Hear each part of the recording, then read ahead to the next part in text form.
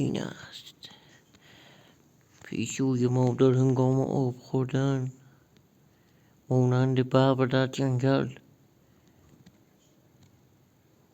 نمیدونم آب میخوری یا دوش میگیری بابا؟ تمام پشمای زیر چونت خیسه. خب میای کنار گوش آدمم خودتو میتکنی، بهتم میگیم چرا این کارو میکنی، قهر میکنی،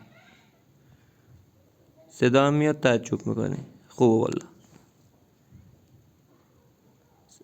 الان باید به صدای کفش تو کوچه توجه کنی، به حرف من توجه نمیکنی. من غذا بهت میدم یا اونی که تو کوچه است؟ بهترم. ماشاءالله نگاه کردی. ناراحت نباش بابا، درست میشه، چکات پاس میشه. بخواب راحت باش.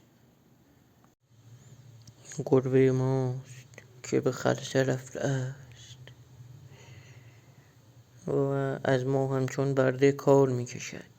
بله، کار هر شب ماست روزی 6 ساعت. این وضعیتمونه.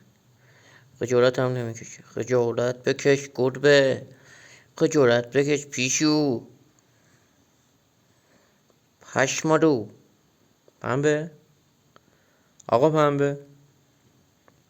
پنبه خان، گل پنبه، شیر پنبه. پسرم، بابا نمیخوای بلند شی؟ پسرم خسته نشدی؟ پاشو بابا، پاشو، رسیدیم. پاشو، میخوای راننده عوض شه، پاشو. بیا موهاتو بدم تو صورتت اخمون‌تر شه یکم. آفرین. این مردم حیوان خونگی دارن، ما هم حیوان خونگی داریم. یه سر بمالیمش. ماشاءالله بهش بگید. بود چشاتو باز کن یه لحظه. چرا؟ حاضرم نی چشاشو باز کنه.